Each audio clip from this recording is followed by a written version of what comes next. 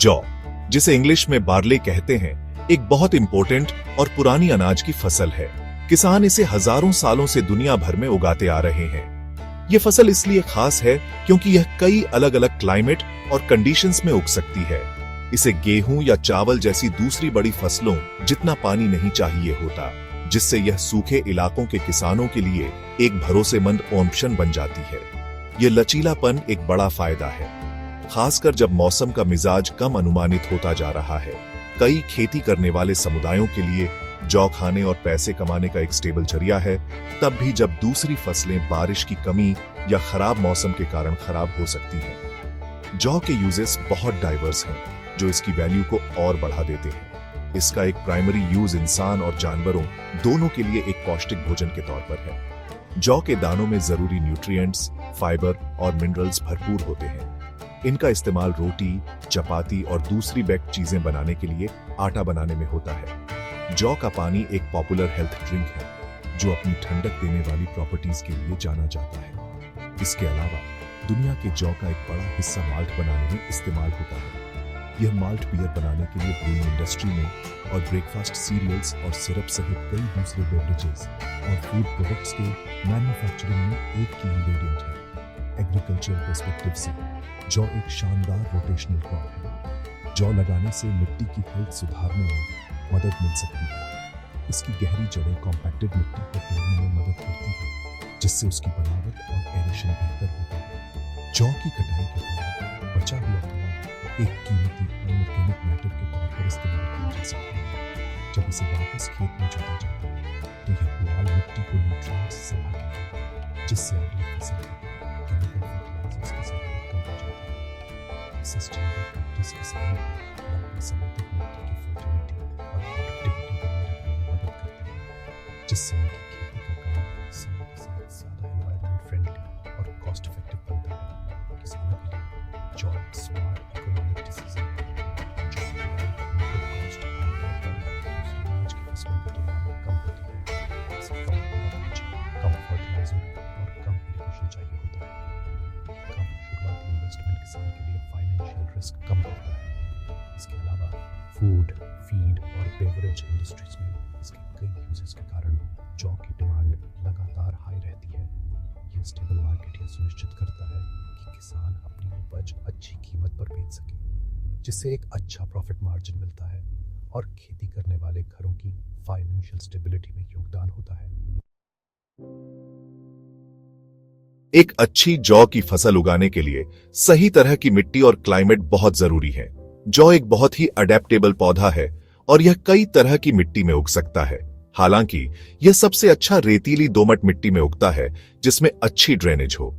इसका मतलब है कि मिट्टी में बहुत ज्यादा पानी नहीं रुकना चाहिए, क्योंकि जलभराव की स्थिति जौ के पौधे की जड़ों को नुकसान पहुंचा सकती है। मिट्टी के लिए आइडियल पीएच लेवल 6.0 और 8.5 के बीच होता है। क्लाइमेट के लिहाज से जौ को ठंडा और सूखा मौसम पसंद है। इसे आमतौर पर भारत में सर्दियों या रबी की फसल के तौर पर उगाया जाता है। शुरुआती ग्रोथ स्टेज के दौरान ठंडा तापमान पौधे को अच्छी तरह से जमने में मदद करता है। इससे पहले कि मौसम गर्म हो जाए, सही बीज चुनना और उन्हें सही समय पर बोना अच्छी पैदावार के लिए बहुत जरूरी है। किसानों को सर्टिफाइड हाई क्वालिटी बीज चुनने चाहिए, जो उनके लोकल क्लाइमेट और मिट्टी की कंडीशंस के लिए अच्छी तरह से सूट करते हों। इन सर्टिफाइड बीजों में हाई जर्मिनेशन रेट की गारंटी होती है और वे बीमारियों से फ्री होते हैं। भारत के ज्यादातर हिस्सों में जौ बोने का सबसे अच्छा समय अक्टूबर के आखिरी हफ्ते से नवंबर के आखिर तक होता है। बहुत जल्दी या बहुत देर से बोने से फसल की ग्रोथ पर नेगेटिव असर पड़ सकता है और आखिर में अनाज की पैदावार कम हो सकती है। सही टाइमिंग यह सुनिश्चित करती है कि फसल चक्र सबसे फेवरेबल मौसम की कंडीशंस के साथ अलाइन हो। खेत तैयार करने और बीज बोने की प्रोसेस में ध्यान से काम करने की जरूरत होती है। बोने से पहले खेत को 2 से 3 बार जोतना चाहिए, ताकि मिट्टी बारीक और ढीली हो जाए। इससे बीजों को आसानी से अंकुरित होने में मदद मिलती है और जड़ें मिट्टी में गहराई तक जा पाती हैं। जुताई के बाद खेत को समतल करना चाहिए, ताकि पानी का डिस्ट्रीब्यूशन यूनिफॉर्म हो। बीज एक सीड ड्रिल का इस्तेमाल करके बोए जा सकते हैं, जो उन्हें सही गहराई और स्पेसिंग पर रखता है। रिकमेंडेड बीज की दर प्रति हेक्टेयर लगभग 100 से 120 किलोग्राम है। सीड ड्रिल से लाइनों में बोना ब्रॉडकास्टिंग से बेहतर है, क्योंकि इससे पौधों की ग्रोथ बेहतर होती है और खरपतवार निकालना आसान हो जाता है। सही इरिगेशन और फर्टिलाइजर का इस्तेमाल जौ की फसल को पोषण देने के लिए बहुत जरूरी है। जौ को गेहूं से कम पानी की जरूरत होती है, लेकिन अच्छी फसल के लिए समय पर इरिगेशन अभी भी इंपॉर्टेंट है। पहली सिंचाई बोने के लगभग 30 से 35 दिनों के बाद देनी चाहिए। टिलरिंग स्टेज के दौरान जब पौधा नई शाखाएं निकालना शुरू करता है, मौसम और मिट्टी के टाइप के आधार पर क्रिटिकल ग्रोथ स्टेज पर 2 से 3 और सिंचाई की जरूरत हो सकती है। फर्टिलाइजर के लिए एक मिट्टी परीक्षण के आधार पर नाइट्रोजन, फास्फोरस और पोटेशियम की एक बैलेंस्ड खुराक देनी चाहिए। यह पौधों को मजबूत बढ़ने और हेल्दी अनाज पैदा करने के लिए जरूरी न्यूट्रिएंट्स प्रोवाइड करता है। जौ की फसल को बीमारियों से बचाना अच्छी फसल सुनिश्चित करने का एक बहुत जरूरी हिस्सा है। कई फंगल बीमारियां जौ को प्रभावित कर सकती हैं, जैसे रस्ट्स, स्मट्स और लीफ ब्लाइट। येलो रस्ट एक आम समस्या है जो पत्तियों पर छोटे पीले नारंगी रंग के फूंसी के रूप में दिखाई देती है, जिससे फोटोसिंथेसिस काफी कम हो सकता है और पौधा कमजोर हो सकता है। कवर्ड स्मट एक और बीमारी है जहां अनाज काले पाउडर वाले फंगल स्पोर्स के मांस से बदल जाते हैं। इन बीमारियों को रोकने के लिए किसानों को रोग प्रतिरोधी बीज की किस्में इस्तेमाल करनी चाहिए। बोने से पहले बीजों को एक उपयुक्त फंगिसाइड से उपचारित करना भी एक बहुत प्रभावी निवारक उपाय है, जो युवा पौधों को संक्रमण से बचा सकता है। कीट पतंगे भी जौ की फसल को काफी नुकसान पहुंचा सकते हैं, जिससे पैदावार कम होती है और अनाज की क्वालिटी खराब होती है। एफिड्स सबसे आम पेस्टों में से एक है। ये छोटे कीड़े पत्तियों और तनों से रस चूसते हैं, जिससे पौधे की ग्रोथ रुक जाती है और यह वायरल बीमारियों को भी फैला सकते हैं। दीमक एक और गंभीर खतरा है, क्योंकि वे पौधे की जड़ों पर हमला कर सकते हैं, जिससे वह मुरझा जाता है और मर जाता है। इन पेस्टों को कंट्रोल करने के लिए किसानों को नियमित रूप से अपने खेतों की निगरानी करनी चाहिए। अगर कोई संक्रमण पाया जाता है तो उचित पेस्टनाशकों का स्प्रेइंग किया जा सकता है। लेडीबग्स जैसे प्राकृतिक शिकारियों को बढ़ावा देना, जो एफिड्स खाते हैं, एक बेहतरीन बायोलॉजिकल कंट्रोल तरीका है। खरपतवार प्रबंधन फसल सुरक्षा का एक और महत्वपूर्ण पहलू है। खरपतवार जौ के पौधों के साथ पानी, पोषक तत्वों और सूरज की रोशनी जैसे जरूरी संसाधनों के लिए कंपटीशन करते हैं। अगर उन्हें कंट्रोल नहीं किया गया तो वे फसल की पैदावार को गंभीर रूप से कम कर सकते हैं। जौ के खेतों में पाए जाने वाले आम वीड्सों में जंगली जई और बथुआ शामिल है। वीड्सों को मैनेज करने का सबसे प्रभावी तरीका कई तरीकों का कॉम्बिनेशन है। पहली निराई बोने के लगभग 30 से 40 दिनों के बाद की जानी चाहिए। छोटे खेतों के लिए हाथ से निराई करना एक ऑप्शन है। बड़े क्षेत्रों के लिए अनुशंसित समय और खुराक पर स्वीकृत हर्बिसाइड्स का उपयोग वीड्सों की ग्रोथ को प्रभावी ढंग से कंट्रोल कर सकता है, बिना जौ की फसल को नुकसान पहुंचाए। कीट और बीमारी प्रबंधन के लिए एक इंटीग्रेटेड अप्रोच अपनाना सबसे टिकाऊ और प्रभावी रणनीति है। इसका मतलब है सांस्कृतिक, जैविक और रासायनिक तरीकों को मिलाना। गहरी गर्मी की जुताई जैसी सांस्कृतिक प्रथाएं मिट्टी में पेस्टों और वीड्सों के सुप्त चरणों को नष्ट कर सकती हैं। फसल चक्र, जहां जौ को हर साल एक ही खेत में नहीं उगाया जाता है, कई बीमारियों और पेस्टों के जीवन चक्र को तोड़ने में मदद करता है। रासायनिक पेस्टनाशकों और फंजिसाइड्स का उपयोग अंतिम उपाय होना चाहिए। जब उनका उपयोग किया जाता है तो उन्हें पर्यावरण को नुकसान पहुंचाने से बचने और उपज की सुरक्षा सुनिश्चित करने के लिए विवेकपूर्ण और विशेषज्ञ सिफारिशों के अनुसार लागू किया जाना चाहिए।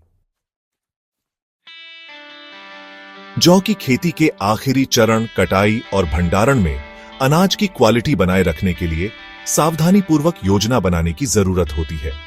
जौ की फसल आमतौर पर मार्च के आखिर या अप्रैल की शुरुआत में कटाई के लिए तैयार हो जाती है। बोने के लगभग 120 से 140 दिनों के बाद कटाई का सही समय तब होता है जब पौधे सुनहरे पीले रंग के हो जाएं और अनाज में नमी की मात्रा लगभग 20% हो। कटाई दरांती से मैन्युअल रूप से या कंबाइन हार्वेस्टर से मैकेनिकली की जा सकती है। कंबाइन हार्वेस्टर का उपयोग तेज और ज्यादा कुशल होता है, क्योंकि यह एक ही ऑपरेशन में अनाज को काटता, गाहता और साफ करता है, जिससे किसान का समय और श्रम लागत बचती है।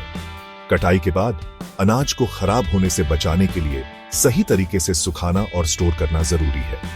कटे हुए अनाज को कुछ दिनों के लिए धूप में सुखाना चाहिए, जब तक कि उनकी नमी की मात्रा लगभग 12% तक न आ जाए। यह एक बहुत जरूरी कदम है, क्योंकि ज्यादा नमी वाले अनाज भंडारण के दौरान फंगस और पेस्टों के हमले के शिकार होते हैं। एक बार सूख जाने के बाद अनाज को किसी भी गंदगी, पुआल या खरपतवार के बीज को हटाने के लिए साफ करना चाहिए। भंडारण के लिए किसानों को साफ, सूखे और एयरटाइट कंटेनर या बोरे का इस्तेमाल करना चाहिए। भंडारण क्षेत्र या गोदाम हवादार होना चाहिए और कृंतकों और पेस्टों से सुरक्षित होना चाहिए, ताकि जौ बेचने या इस्तेमाल होने तक अच्छी कंडीशन में रहे। जौ पोषण का एक पावर हाउस है और कई स्वास्थ्य लाभ प्रदान करता है। यह डाइटरी फाइबर का एक उत्कृष्ट स्रोत है, खासकर बीटा ग्लूकन नाम का एक प्रकार, जो कोलेस्ट्रॉल के स्तर को कम करने और हृदय स्वास्थ्य को बेहतर बनाने में मदद करता है। यह मैंगनीज, सेलेनियम और मैग्नीशियम जैसे जरूरी खनिजों के साथ साथ बी विटामिन से भी भरपूर है। जौ का नियमित सेवन पाचन में मदद कर सकता है, ब्लड शुगर के स्तर को मैनेज करने में मदद कर सकता है और वजन प्रबंधन में योगदान कर सकता है, क्योंकि उच्च फाइबर सामग्री आपको लंबे समय तक भरा हुआ महसूस कराती है। इसकी पोषण संबंधी प्रोफाइल इसे सभी उम्र के लोगों के लिए एक स्वस्थ आहार में एक मूल्यवान जोड़ बनाती है। किसानों के लिए जौ की खेती एक बहुत ही फायदेमंद और प्रॉफिटेबल वेंचर है। खेती की कम लागत और कम पानी में पनपने की इसकी क्षमता इसे कम जोखिम वाली फसल बनाती है। विभिन्न उद्योगों से लगातार मांग एक स्थिर बाजार और उपज के लिए अच्छी कीमतें सुनिश्चित करती है। आधुनिक कृषि पद्धतियों को अपनाकर, जैसे उच्च उपज वाली किस्मों का उपयोग, संतुलित उर्वरक और उचित कीट प्रबंधन, किसान अपनी उपज और आय में काफी वृद्धि कर सकते हैं। जौ की खेती न केवल वित्तीय सुरक्षा प्रदान करती है, बल्कि स्थायी खेती को भी बढ़ावा देती है, जिससे यह आधुनिक किसान के लिए एक बुद्धिमान विकल्प बन जाती है, जो जमीन की देखभाल करते हुए लाभ को अधिकतम करना चाहता है।